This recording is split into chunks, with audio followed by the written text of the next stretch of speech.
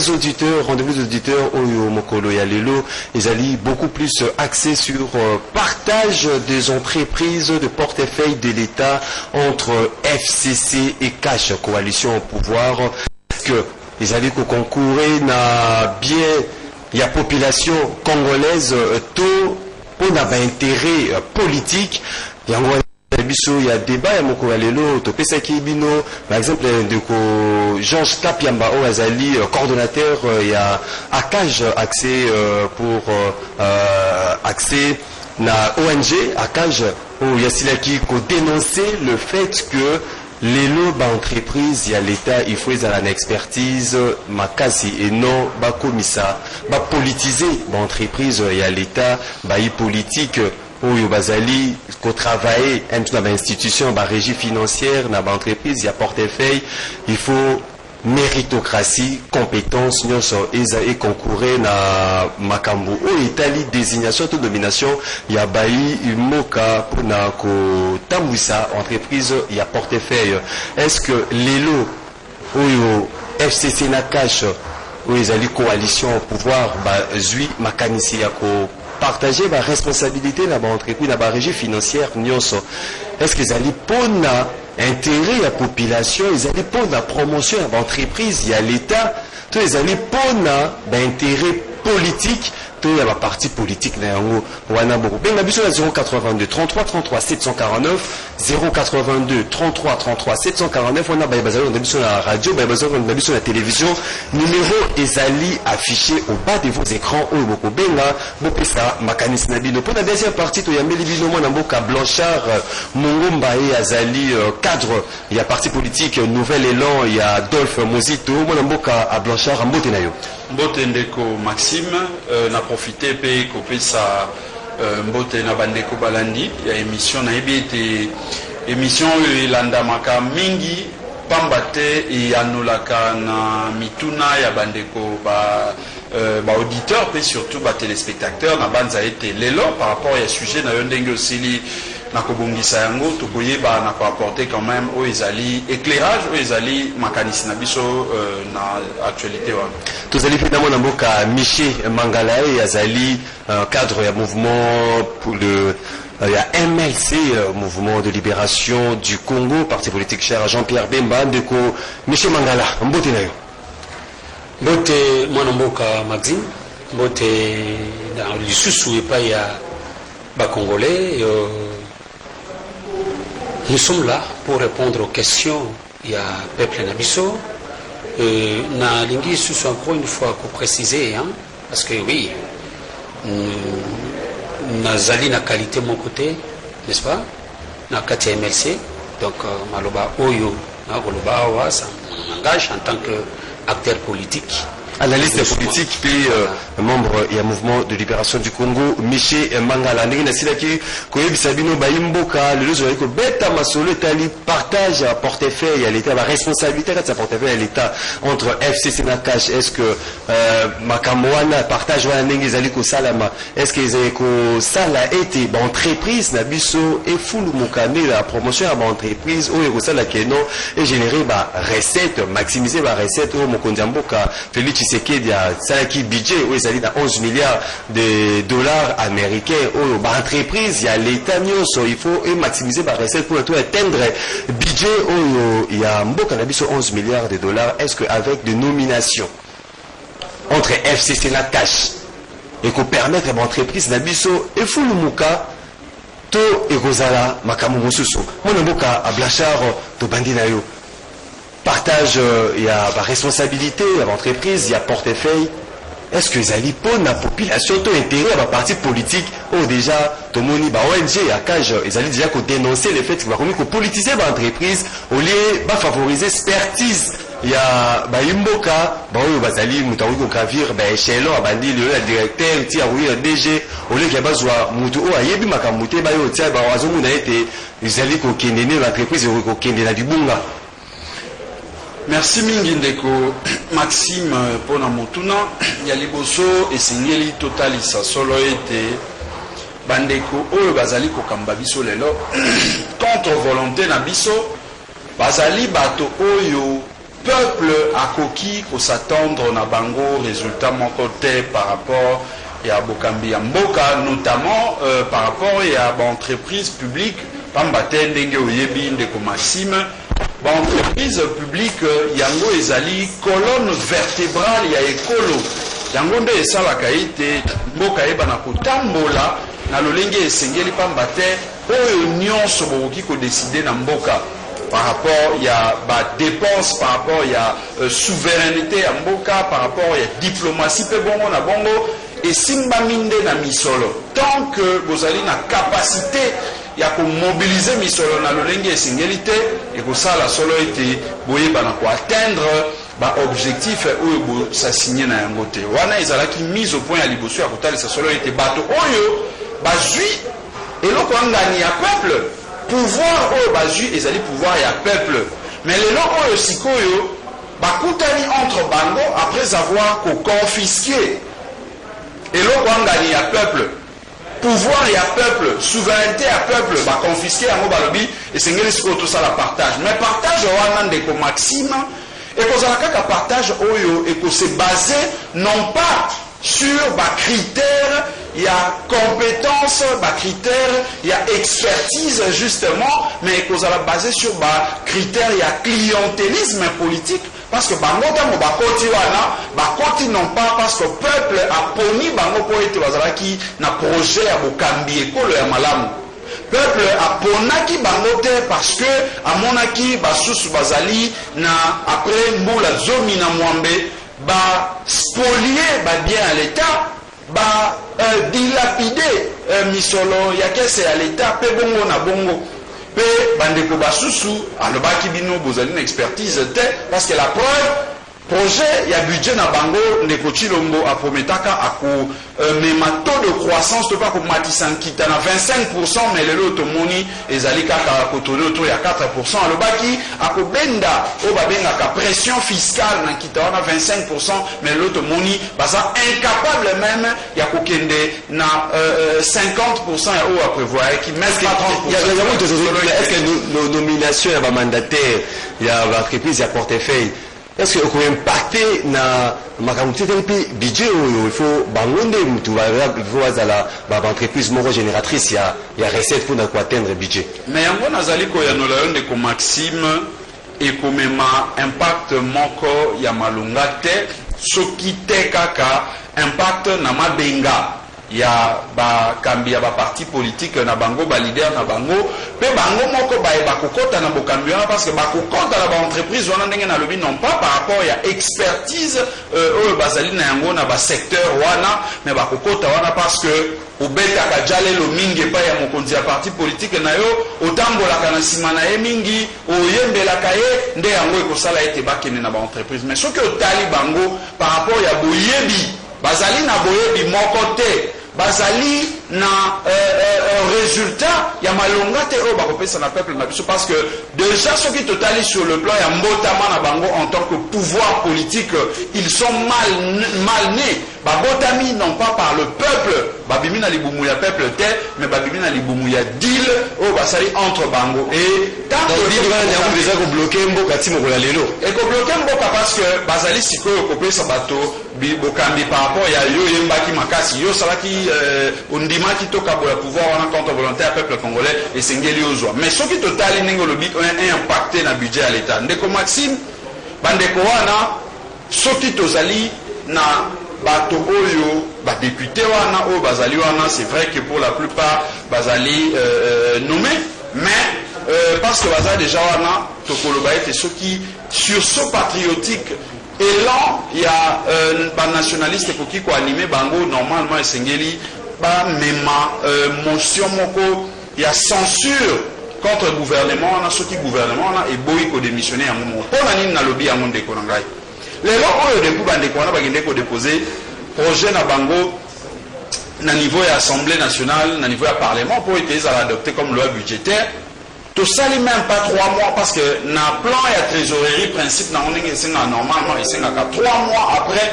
de élaborer plan pour l'hôtel ça a été ba prévision na biso tout monde qui est saison kende ba régie financière n'enga ba mobiliser ni solo l'espace à 3 mois pour atteindre ba chiffre ba pesa biso to réduire yango na montant tel mais 2 mois et qui même pas ministre de finance a mis plan à trésorerie pour la qui sait que 11 milliards au bakende pour faire voter pour ndimisa ba député au baza censé cause la représentation il y a peuple des araki na yango réalité parce que bah ces baza qui n'ont pas sur indicateur na terrain selon la régie financière n'enga ba mobiliser mais ba talisé que bah ces baza qui na makanisi na bango na ba appétit ya koluka ko sepelisa ba militant na bango ko na base bazali ko tala ça sur le impact ya malonga to ko zo yango te par rapport ya ba mandataire ndenge bazali ko kana ko kabola plein ya trésorerie il faut tout ebisa ba imboka ete ezali mobilisation wana ezali makambo interne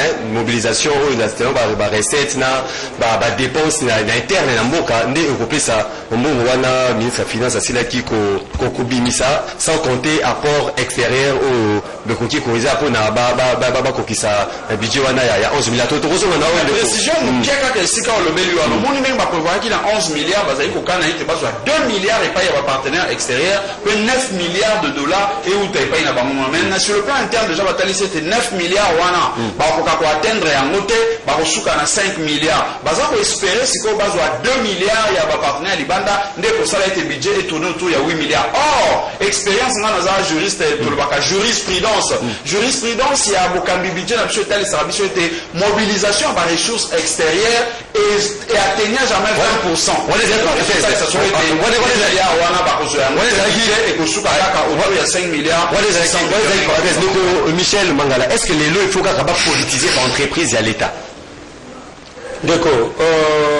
Na comprend le sens ya politisation aux groupes saté. Est-ce que les lois il faut qu'à kambi il y a ba entreprise, il y a ba mandataire, il y a IDPS, il y a PPRD, il y a Palou, il y a Nouvel Élan, tout mutu akoki na compétence na ye na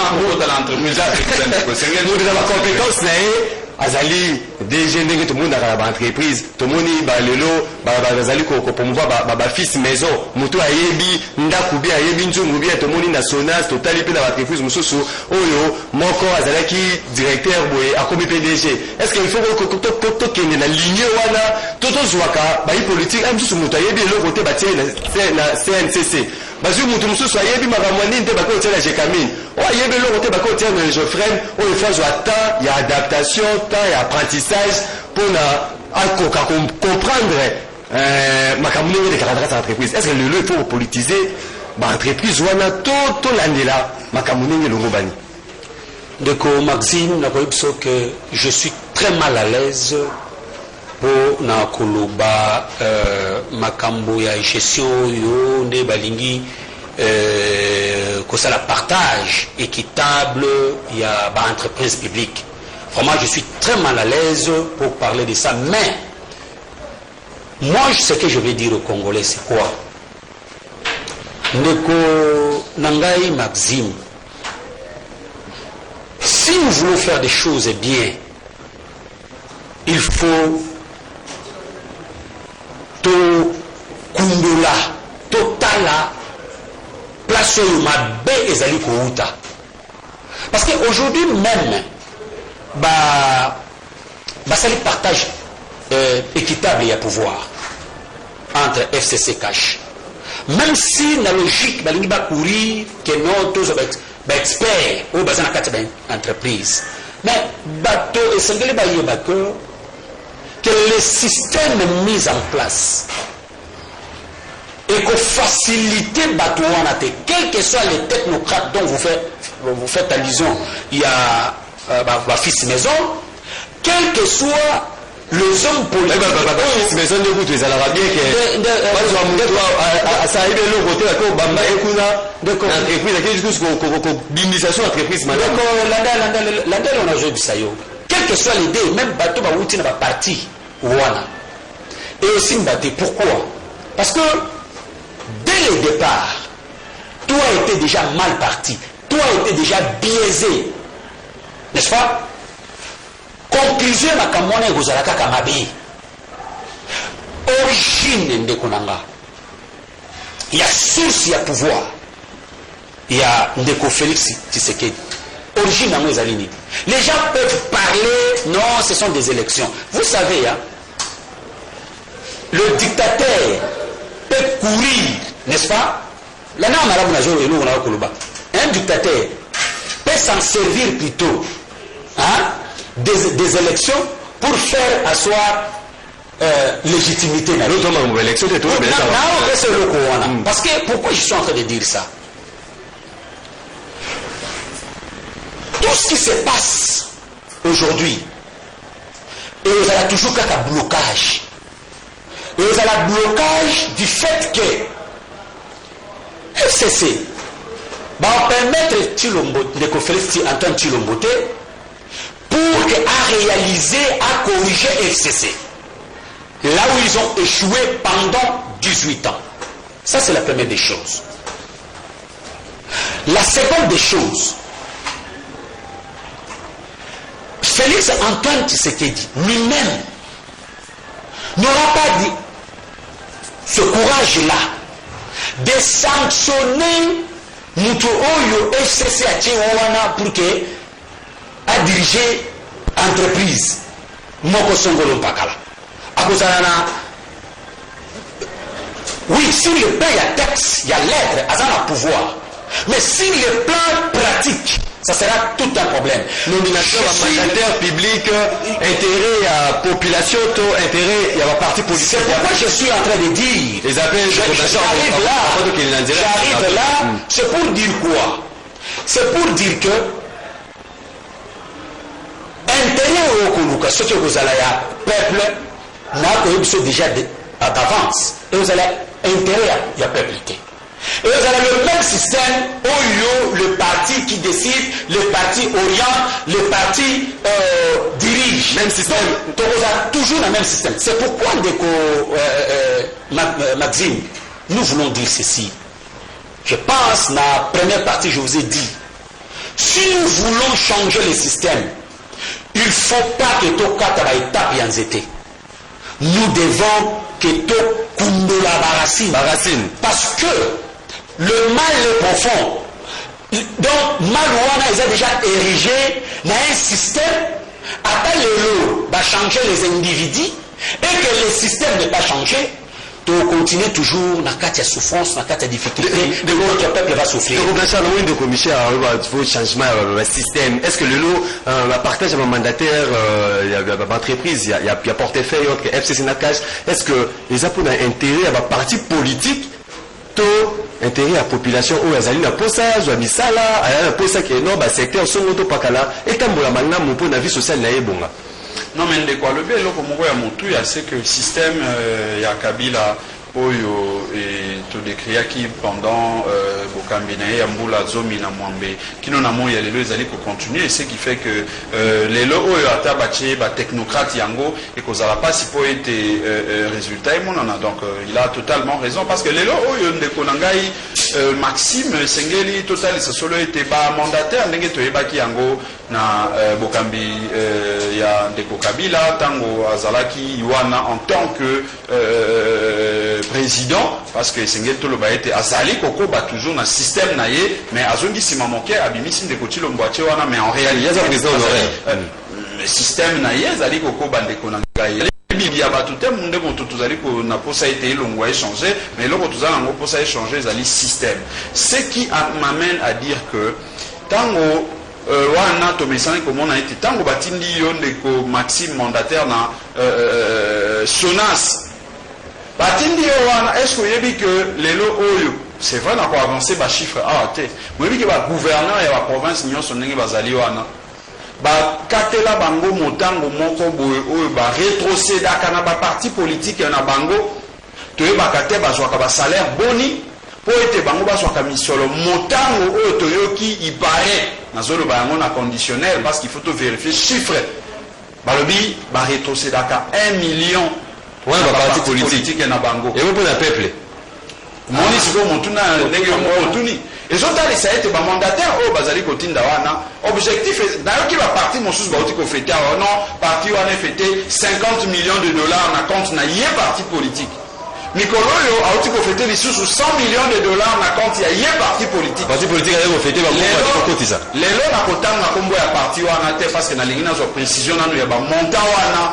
émission ya nsima soki obengi biso awa tokotanga nkombo ya parti politique wana mpona bomona solo ete misolo ntango tozali koloba ete 15 millions ebungi 55 millions ebungi 200 millions ebungi ezali kobunga te me bazali nde kozwa yango na nko bakendaka kotondisa mabenga na bango na mabenga ya parti politique na bango bref mpona motuna na yo na koloba solo ete bandeko wana bakei non pas kotravaille pour l'intérêt ya peuple justement mais bakei kotravaille pour na mabumu na bango na ya baparti politique na bango parce que tokomona donc peuple espéré lelo te na partage ndeko na ngai soki peuple akokaki koespere ya liboso tolingaki koespere nde na programme ya gouvernement parce que l'entreprise publique bazali ko refléter to ba ko travailler kaka sur base ya orientation oyo gouvernement essayé na ko implémenter mais ce qui déjà à niveau ya gouvernement to moni que molini ezali pas si faut être ba entreprise publique ou d'ailleurs ndeko Maxime eloko oyo to lobaka mingi te senge to loba yango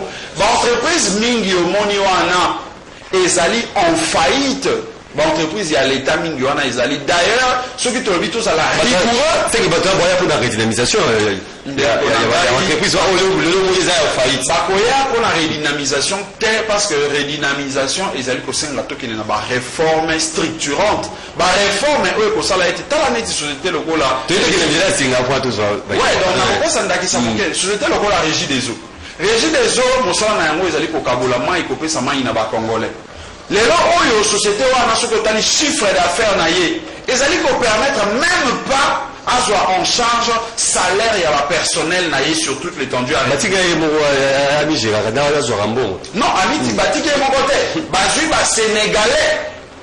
basénégalais oyo baza na expertise te basénégalais oyo badirecteur mosusu ya régie des eaux bazali awa toyebi compétence toyebi bacapacité na bango moto bazala kokende koforme bandeko wana basénégalais na mboka na bango mpona mambo ya mai mais bazwi baélève ya baprofesseur na biso awa ya baexpert na biso na mambo ya mai awa baye na bango mpo bagérer entreprise lokola régie des eaux nazwiki exemple kaka moko oyo ezali malade oyo ezali na faillite conséquence ezali nini esika badirecteur ya barégie des eaux na badg ntango ya bacongolais ntango bazali kozwa bambongo lokola mo ba $2000 $3000 basénégalais wana baye bazofuta bango ba $20 000 ba $30 000 mais mai mpe tozo ezobimaka babutu ya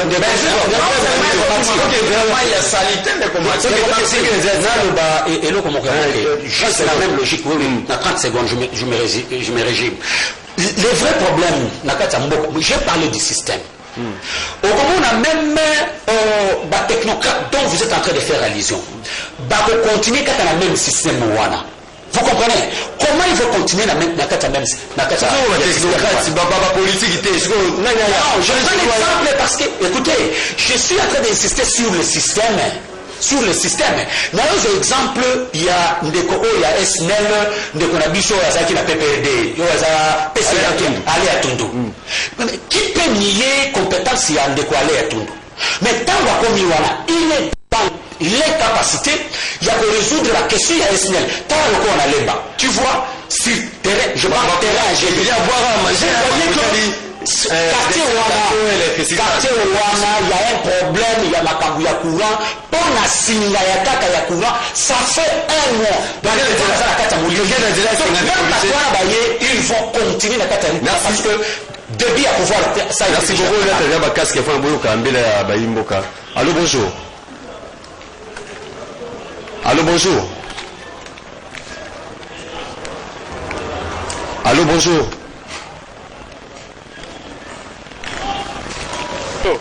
Oui, au bien que tu comment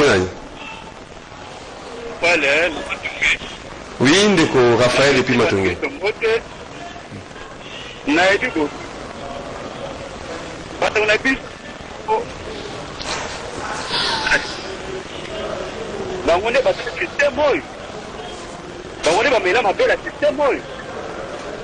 dire que si les lots, les systèmes, et ça, parce que Moutou a trouvé 300 maisons. Les lots, ça fait 10 ans, en fait, ça va c'était FTV1. Vous avez là où ce système, il y a un. Si nous avons critiqué le système, on a besoin du système. Nous avons donné beaucoup de système. Nous avons le système. Nous avons le système. Nous sommes à 300 maisons de système. Corruption le système. Les lots, on a opposition. Malgré le système, ça c'est Nabino. Vous quittez le système. Si vous avez la population, vous avez la population. Donc, pour dire que, essayez d'abord de faire oyo ayesika na makambo oyo na biso mwana mboka kutiketi pakia tena beton asa la réforme du bana ala na wapofuta na biso tolo papier azo na bana oyo ndaku ya batakisi wana acha bango bitika wana ala na makambo oyo ya SCKT mais bon na makambo etali de Camille na SCC ba on a droit de tout la ignoble. Donc, je ne change jamais de nous, Wazawana, la SCC, nous sommes dans la famille, donc protéger par moi, c'est déjà la classe au journal officiel. Merci. Je ne paye jamais pour modifier au patricité. Donc, c'est toujours ignoble, n'a pas côté one. Mais pour le reste, pas d'abord, parce que nos classes, dans le système, de la radio, Michel, tout ça, par exemple, le système, merci. Merci Ndeko Raphaël depuis Matongi dans la commune des Kalamou 082 33 33 749. Allô, bonjour. Bonjour papa Maxime. Oui, au Benguissa de Komonani. Nabendi Amonga Fula comme Ngai André. Oui, Ndeko André depuis Monga Fula. Est-ce que le président a fait ici elle a eu pouvoir? Est-ce qu'il a câblé la poste de la président son cas? Le président Angola, dans la pouvoir, est-ce qu'il a câblé la poste de la président son cas? Ça montre que il y a une fruit, il y a Kabila. Donc, Azali qui nommé par la président de la peuple congolais. Comment il y a président, donc nous avons dit que l'entreprise n'a pas été présentée à l'endroit également comme président Mboka. Donc nous avons dit que l'entreprise il y a l'État naïf. Ça montre que à sa président il y a quoi? Donc même à Makambo, au de Cana, il y a Makambo, il y a des de Moussouana. Nous avons allé à la base, puisque il est président, c'est même qui va pour gérer Makambo. Donc il est le mot de l'État. Merci Ndeko André, depuis la commune, il y a Mongafou, la mise en place des entreprises publiques, partage des entreprises du portefeuille l'État entre le FCC et les cash. Est-ce que ça pour la bien, il y a population, tout bien, il y a bailli politique. On a des questions, des débats. Est-ce qu'il faut qu'on favorise fils maison, tout qu'on soit politique, ben on est bien à gérer entreprise à portefeuille à l'État. Allô, bonjour. Allô? Oui, bonjour. Bonjour. C'est le président, il a fait la partie de Bandal. Oui, Ndeko Fiston depuis Bandal. Makansa. Oui. Donc, en tout cas, pour l'entreprise publique, la mandataire, celui qui a fait une erreur, c'est à me nommer politicien au bazar obédience de la partie politique là-bas. Puisque tout là, métier, rien ne va marcher. Tu commences d'abord par évaluer alliance au bazar, comme le ministère va fonctionner. Donc là, le métier, ça se croit dans l'entreprise publique, la politicien, rien ne va marcher. Merci Ndeko depuis Bandalou, depuis Bandalou, Monique et ceux qui va politique va rechanger le côté 082 33 33 749. Allô, bonjour. On a Ndeko J22. Merci pour le temps. Makansa. Premièrement, d'abord, il y a pour moi avec parenthèse monsieur.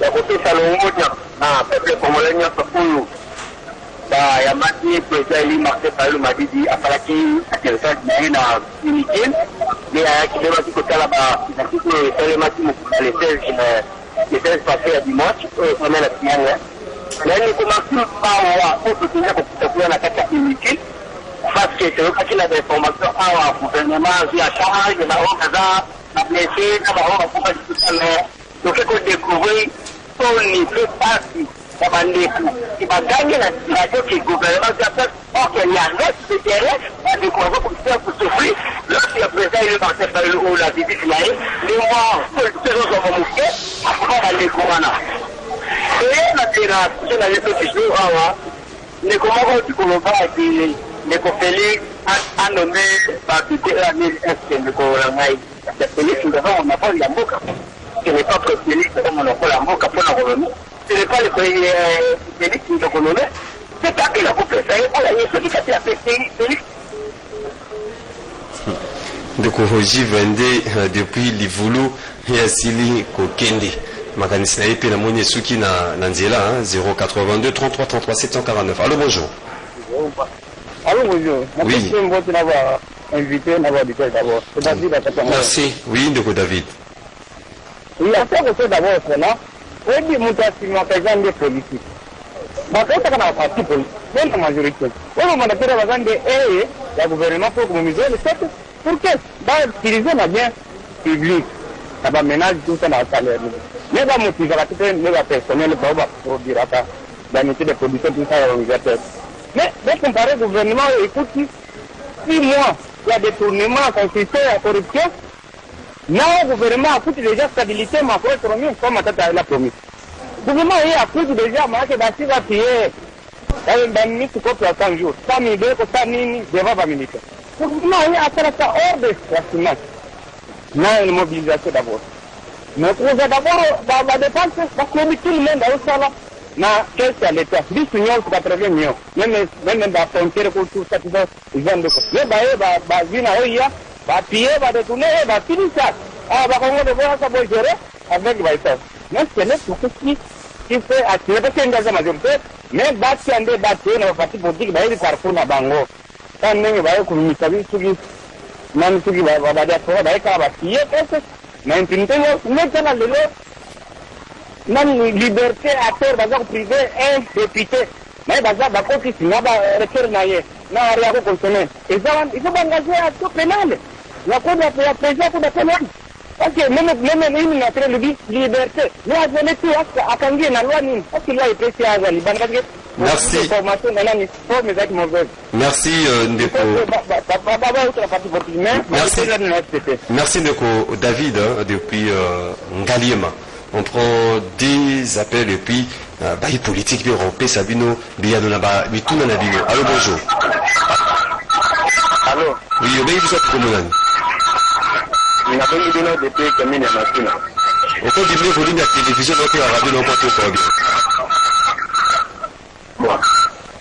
Oui, comment on comment on dans le pays, oui, écoutez, quand vous allez à mon côté, d'abord, on a fait qu'on va inviter la biso et la Mukambote. Merci, oui.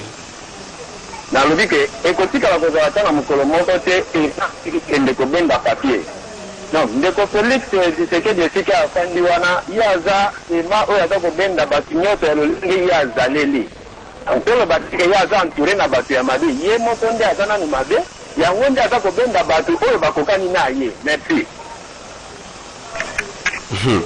Ndeko namoni alobi l'université ya biso matin ya mokolo ya sali raccordement frauduleux. Allô, bonjour. Oui, allô, bonjour. Oui, obengi biso comme nani? La bengi dino à partir de la commune Ngaba. Comment nani, Ndeko? Monsieur Christophe. Monsieur Fiston, depuis Ngaba, makanisa yo. Papa, effectif à la tête, président a joué pouvoir à Bengani Batijon sur OEA président sortant. Mais il dit que ceux qui n'ont pas fallu là pour pouvoir aller travailler dans les députés. Martin Fayoul allait travailler dans les mandataires et à nous là. Martin Fayoul allait conseiller la présidence sortant. Nulle part au monde, président entrant encore rejeté président sortant. Bandeko na biso ya lamuka eza nde la haine. Motema mabende ezotindika bango koloba makambo oyo bango moko basala. Mozitu akei na bandundu akuti barwande na bangombe. Barwande bazopesa ngombe moko bazozwa mabele. Lelo oyo Mozitu akei asalaki nini ye azalaki na pouvoir. Mozitu atongi bandako Kishasa Mobimba. Aza moto ya lamuka te. Martin Fayulu a travaillé avec le député de la Kabila. Batika Kodissa ya biso. Martin Fayulu aza na iloko moko ta kwa porter na peste congolais. Merci Ndeko Fiston, depuis Ngaba, tous on a bail politique, mbela ya bato na moni aveza partagé par rapport il y a retour na biso ceux qui partage il y a entreprise il y a portefeuille les alliés pour intérêt la population tout intérêt politique même chose bazali pour ça bail politique ne ba gérer entreprise wana Ndeko Blanchard mbela ya baimboka. Merci Ndeko Maxime na banza ete bandeko bazali kolanda biso na bokebi pe na ko profiter justement pour na ko remercier bango pour na intérêt oyo batalisi na émission oyo pe surtout na maïman tozali koloba awa ba réaction na bango etalisi solo ete mai tozali koloba awa ezali makambo ya motuya makambo ya tina yango ba intervenir ebele bongo pona kopesa oyo ya bango pe makanisi nako banda na ndeko na ngai oyo abengi na Ngaba omoni ndeko oyo abengi na Ngaba esengeli ayeba ete lelo moto nyonso tu d'abord toponaki démocratie na mboka na biso po ete moto nyonso ayeba na koloba oyo azali na yango lokola makanisi apesa oyo ya makanisi mais ezali permite moto aloba oyo aloba sans fondement pour na kokebisa solo ete okoki kokwea na mbeba oyo bango balobaka solo état de droit malgré que état de droit yango ezosalema te bazuzi bakoki ko interpeller alobi Ndeko Adolphe Muzito makambo ya bangombe na bandundu ndeko azotalisa solo ete alandaka actualité politique te peut-être alandaka kaka na se ya nzete lokola bandeko wana bamesana mais esengeli alandaka bainformation na média na bino esengeli alandaka TV na radio donc ezali wana pe ezofaire partie ya état de droit kolanda information que vous allez informer parce que mon bécoli dit la constitution et le biais de motonio surtout et singila za information donc dès qu'on engaille vous allez sous-informer et singelo landaka information au lieu kenda kosuka na CNZT na 10e rue et singelo landaka télévision na radio makambo ya bangombe ezalaki nini Ndeko Adolphe Muzito a remarqué à yoki mbela ya population ya kenge ba population ya kenge pe côté ya Bukangalonzo ete bandeko moko ba Rwanda bazali kokota na bangombe kuna pe bazali bengana bakolo mabele bazali kozoba espace po ete bango babokola bangombe na bango Ndeko Adolphe Muzito lokola nationaliste lokola moto oyo abundelaka ba valeur akimaki na lombangu pe ngai oyo biso tozalaki na suite na ye tokendeki na kenge tokomi kino na Bukangalonzo pe ba image ba vidéo non seulement ezali na internet na ba YouTube ezali même na etaloike tokoki kopesa yango bino abola kisa omona ndenge bandeko to interroger même bandeko wana to lobibino bokomi andenge ni baltanga kombo ya général moko balobi général wana moto apesi biso ndingisa to koma awa pe général bangombe oyo ezali ya yena ya mokonzi na ye oyo bango lelo bakomi na libala atanga kombo nango ba vidéo ezali Ndeko Adolphe Muzito a dénoncer yango pe to suka wana te to yati na primature awa to kutana Ndeko Chibala to koma mokanda na ba recommandation oyo to senga po ete babimisa bandeko wana soki bakota na ba voix normal lokola bato o balingi ko ya me baya na ndenge ya kubenga na bakolo mabele te donc Ndeko aza sous-informé azwaka ba information ya CNZT te ba information ya lokuta alobi lisusu makambo ya bandako Ndeko Adolphe Muzito ozie de amo biti bele imbo bele lisusu ezalaki na kozwa yango na ko résumer yango mais oyo ya Ndeko ya Ngaba esengeli na répondre yango moko pamba te na moni ete Ndeko aza na déficit ya information Ndeko esengeli alandaka ba information ya CNZT ya 10e rue te ndenge nazo insister parce que 10e rue te Ndeko au Blanchard oyebi identité ya bandeko ya 10e rue za nini identité na bango ezali ete soki oye kosala analyse oyo eza kokende nzela moko na bango te balobi ozali moto ya haine mais bakosali ke bango babengaka Kabila Rwandais awa Kabila aloba te ke bango bazala bato ya haine papa Etienne Tshisekedi Molimo na ebe manakimia alobaka kozongisa Kabila na Rwanda bango Kabila bengaka bango ba enete boni lelo oyo bazali wana contre volonté à peuple congolais pe non seulement baza contre volonté à peuple congolais mais bazola ki sa baza na incompétence bayebi ndenge bakambaka ekolo te pamba te bazoyemba état de droit mais bazolakisa bango moko ke bazomarche sur l'état de droit bazolakisa ete bango moko bazoviole bitumba oyo papa Etienne Tshisekedi abundaka ya progrès social donc bango nde moto bazali na haine parce que bazoyina kotombwama ya peuple congolais baza na haine ya développement ya peuple congolais non haine na biso ezali parce que oyo toza koloba soki bazali bato ya bwania balingaki bazwaka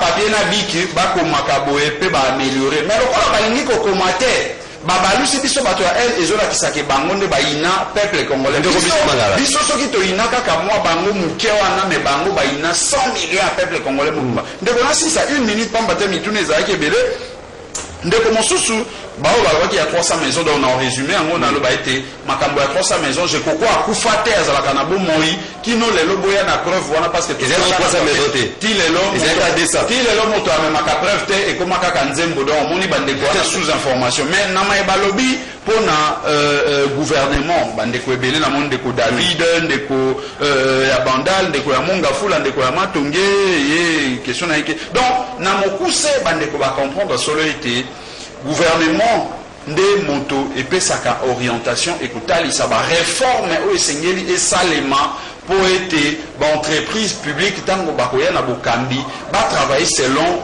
orientation selon programme oyo gouvernement esali mais na moi ya lelo soki totali déjà programme oyo gouvernement apresentaki na niveau ya représentation nationale na niveau ya parlement mpe totali baproblème oyo baentreprise wana ezali na yango ndeko Maxime ezotalisa solo ete tokoki koespérer grand chose te d'ailleurs parce que bazozwa bamilitant bazozwa bamembre ya baparti politique oyo ete bakende kosala misala wana lelo soki otali baparti wana idps lelo azali kolakisa biso baincapacité na ye aprépara bato mpona kobunda na balabala kobamba mabanga mais aprépara bato mpona kobokambi te la preuve yango wana lelo oyo baministre nyonso oyo bazali ya kashe soki otali rendement na bango ezali libungutulu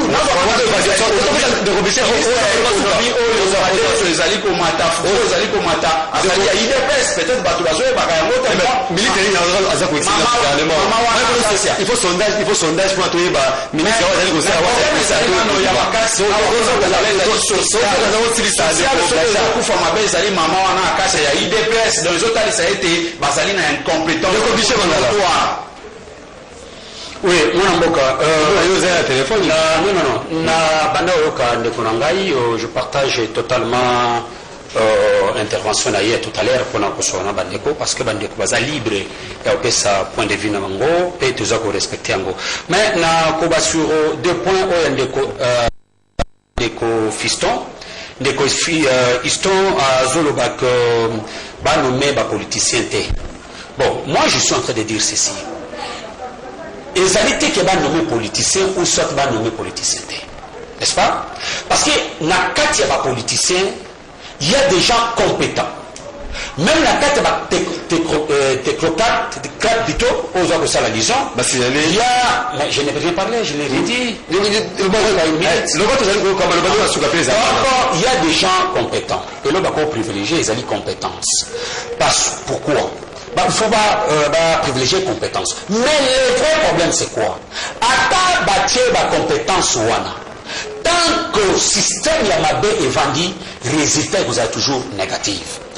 Deuxième question, il y a des Fiston au Yalobi que Ata Martin Fayoulou Azalaki Wana Alingaya Salamini Alingaya chasser bateau la présidence. Non. Le problème n'est pas il y a pour chasser bateau la présidence. N'est-ce pas? Le problème est ali que de remettre Mboka sur les rails pour que conditions de vie, il y a Congolais et Congolaises union sont meilleures. Mais tant que je n'ai rien dit encore, rien parlé. Donc, tant que Ndeko Nangai, tant que Toko Zala comment dirais-je, l'ancien système,